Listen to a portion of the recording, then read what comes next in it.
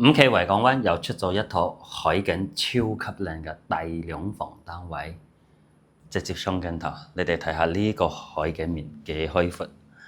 喺我哋5K維港灣山頂位可以望到咁靚嘅海景，真係少之又少，非常稀缺嘅。下面咧就係我哋3期啊，過去咧係1期，再過去咧就係華人小徑灣啊，嗰邊咧就係我哋烏頭山，再過去就係霞涌。呢一個海景面真係無敵海景㗎，而且下面仲可以望到山景，視野係好開闊，視野係好好嘅。而且咧，我而家企呢個位望過去，左手邊仲可以望到海景。當然呢邊咧就係南海，放低個鏡頭，其實呢個海景面你哋過嚟現場睇，我相信都唔會話覺得佢好差。嗰邊對面就係順寮灣，即係咧係80平方嘅。佢有一個設計到非常好嘅地方，就係出面第一個超大嘅觀景大露台，接近差唔多係16方左右，比我哋好多嗰啲新房單位嘅騎樓仲大好多，闊到去到2米半喎，新房嗰啲先係1米半，所以呢個都係好多人鍾意5K維港灣大兩房80平方嘅原因。超大觀景露台再配埋呢個海景面，就真係頂呱呱啊！呢度咧係只拍攝十里銀灘筍盤嘅頻道。Hello， 大家好，我係阿佛特。今期就嚟到5K維港灣29組，同大家分享一套高層海景兩房單位。總層高係34層，呢個單位咧係31樓，地勢又高，樓層又高啊，所以我哋望出去呢個視野咧係好開闊嘅。view 啱先大家係睇到㗎啊。OK，呢個單位咧，騎樓呢度睇個人嚇，有啲人會封窗啊，然之後成個廳通鋪出嚟，咁樣咧就更加闊落嗰個廳。當然啦，如果你唔中意封窗咧，咁樣都係 OK 嘅，因為呢個封窗都係見仁見智，就話俾你哋一個參考啊。咁旁邊呢度我哋可以睇到，佢就係擺咗一個茶几啊，睇個人。有啲人呢個凹位咧，就會做啲陽台櫃啊，多啲收納嘅空間啊，比較企理啲。因為我哋下面仲有呢個冷氣機呢啲口，就唔會話睇住啊。當然咧，佢咁樣擺設都係冇咩問題㗎，因為佢喺對面呢邊咧，佢做咗陽台櫃，呢個係半櫃，佢上面咧就係冇做埋㗎啊，做埋可能會更加好睇。你睇下嗰啲口就唔會睇到啊。咁佢呢個設計有個好好嘅地方就係，你睇下佢呢個陽台櫃咧，全部係用翻呢個鋁合金板材嘅，就唔會話生鏽。咁我哋洗衣機啱啱好可以放喺入邊，就唔會話風吹日曬，好快就舊咗。啊，呢個洗衣機都係品牌可以，係好新淨嘅啊。喺入邊個內籠都係 keep 到好好嘅，非常新淨。我哋而家跟住鏡頭入嚟睇下，呢個單位俾人一種感覺咧，就係非常骨緻啊，咁新淨。而且坐喺 sofa 呢度都係可以望到個海景嘅。當然咧，如果你哋要再靚仔啲，仲有一個設計，不過可能會麻煩少少，就係調轉頭，我哋 sofa 可以擺埋呢一邊，因為我哋坐喺呢一邊咧，就唔會望到旁邊嗰個樓嘅，直接望出去咧就全部都係呢個海景，嗰個視野係更加靚啊！你哋可以諗一諗，到時要咁樣安排啊，反正都唔係好麻煩㗎。重新改一個線路就得，嗰個冷氣機啊，放埋嗰邊都係冇問題㗎。然之後咧就係嗰邊啊電視機，我哋重新行嗰個暗線就 OK 啦。呢個我哋之前都有啲業主係咁樣去改造啊。咁成個廳入邊你哋可以睇到啊，雖然佢牆面天花呢啲係原裝啊297，但係都係白雪雪滑溜溜嘅。屋主真係好愛惜呢個單位㗎，完全唔係話啊〜呢度有污糟邋遢啦，嗰度有甩皮甩骨啦，或者係開裂嘅啊，全部都係好好。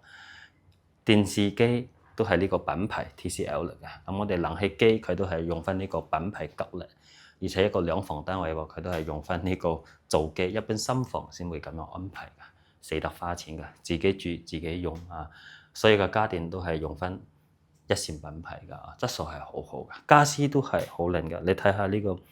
電視櫃啊、茶几啊、成圍嘅餐台啊，全部都係一式配套，我哋叫做現代風嘅。咁佢呢張梳化咧就係奶油風嘅。啊，呢個長度咧就接近差唔多係2米半左右。size 都係啱啱好。大兩房，成個廳擺咗咁多嘅家電家私入嚟，都係好通透啊。因為我哋呢個門口一出去咧就係 lift 口，所以咧佢喺呢個位咧就係做咗呢個屏風啊，個私隱咧就會比較好啊。呢個都係一個設計比較好嘅加分項。呢個係咩嚟㗎？我睇下。一個裝飾板啊，好似係風扇喎，唔知係咩嚟㗎？仲係個燈係咪？我睇下。係一個氛圍燈。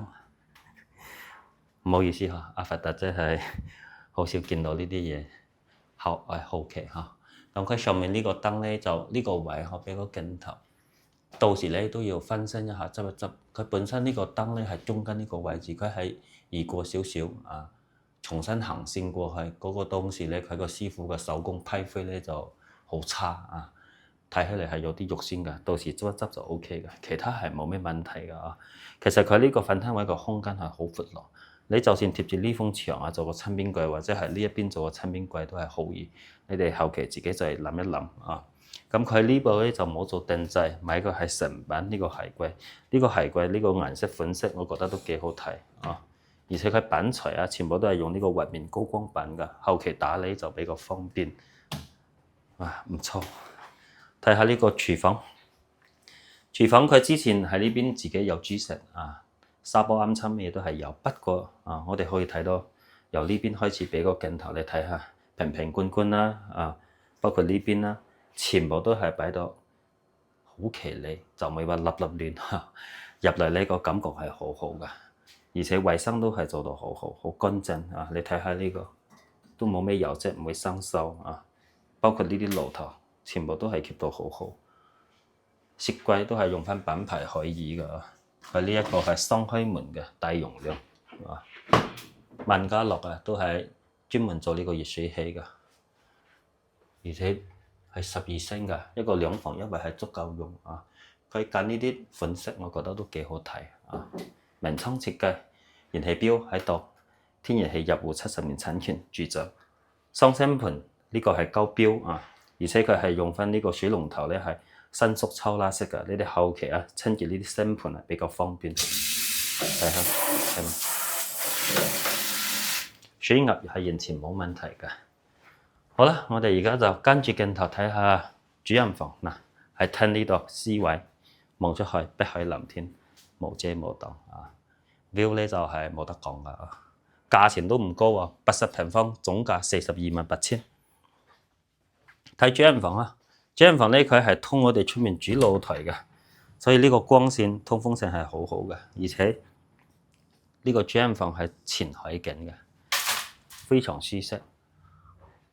雖然佢坐向係西南向喎，但係咧佢房間入邊唔係話好焗㗎。而家其實我企喺呢度都係好涼爽，個通風性係好好嘅，而且而家都係下晝嘅3點零鐘啦，我哋可以睇到佢就大概係細到呢個位置，唔係話細到我哋入邊嗰個衣櫃啊。所以咧，佢整體入邊嚟講都係 OK 嚇，牆面啊、天花、房間入邊全部都係 keep 到好好好新淨。呢個冷氣機佢都係用翻品牌格力，而且咧係1級節能啊，好多係2級節能或者係3級節能，嗰啲咧就3個月啦，個電費就可以買部新機噶。所以咧，佢真係自己用，你可以睇到佢真係捨得去花錢嘅。咁呢張床你都冇咩問題啊，皮質嘅。仲好新淨㗎睇下床褥，其實床褥都幾新淨啊，睇個人。如果你哋唔要咧，阿佛特幫大家清出去就 OK 啦。其實呢個衣櫃佢點解唔做出少少咧？佢又係做定製喎。入邊有私人物品唔打開嚟啦。2房1衛呢啲2房單位嘅衛生間就真係好好用又做到乾濕分離。而且咧帶呢個輕智能嘅造廁，可以自動沖水帶早溫嘅。尤其佢呢個浴室櫃呢啲鏡櫃，我個人真係覺得係5期維港灣佢高標入邊，我個人覺得係非常好嘅地方。先先俾個鏡頭過嚟你睇下，我哋入邊可以放嗰啲化妝品其他嗰啲紙巾等等嗰個門閂起嚟咧，出面又睇唔到，係咪？睇客房。呢個房間咧，老實講佢私隱係比較差啲嘅，因為出面咧就係嗰條走廊過道。不過唔緊要，好似佢咁樣平時咧就係呢個可以拉開來，呢個窗簾布，我哋拉翻呢個窗紗白色嘅，佢係透光不透人㗎。客房用嚟招呼親戚朋友冇咩問題㗎。張床咧都係木架床啊，好實質。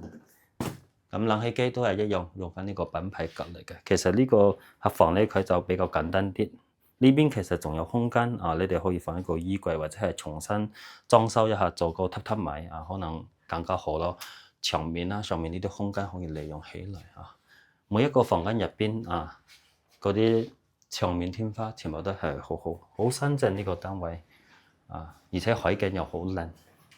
OK， 我哋而家就嚟同大家總結下呢個單位啲細節。首先就係大家關心嘅一個點就係產權方面，呢個單位屋主所有資料都係 check 過晒乾乾淨淨，冇任何嘅風險冇抵押冇查封，都冇設立呢啲居住權所以咧就係直接可以交易過戶屋主紅本房產證係在手嘅。咁再過嚟咧，呢個單位唔使講啦，就係呢個海景值錢而且呢個 view 永久都係咁樣，呢個先係佢真正值錢嘅地方。而且樓層又唔差入邊內籠啱先大家睇到啦又企理又新淨，所以真係揾唔到咩缺點㗎唯一咧就話佢呢個位置係我哋山頂29組，涉及到呢個出入嘅問題。你哋可以買高爾夫球車或者係揸電機或者咧就係到咗5期巴士站落車之後，好多業主喺嗰度拉客，留翻一個卡片啦可以加微信或者係留個電話，平時可以提前同佢 call 車，到時佢哋可以拉你哋翻屋企，出出入入其實都係可以解決到㗎所以大家都唔使擔心咁呢個單位如果大家仲有咩唔清楚，後台嗰度微信掃碼或者係 WhatsApp 聯繫阿發達過嚟睇樓，提前通知我，安排專車可以去到深圳每一個關口，蓮塘羅湖福田都可以接你哋嘅，你哋睇樓係非常方便㗎。過嚟睇一睇，俾自己同埋屋企人多一次啱嘅選擇機會。我哋咧係一次成交，終身服務大家㗎。今期到呢度，我哋下期再見，拜拜。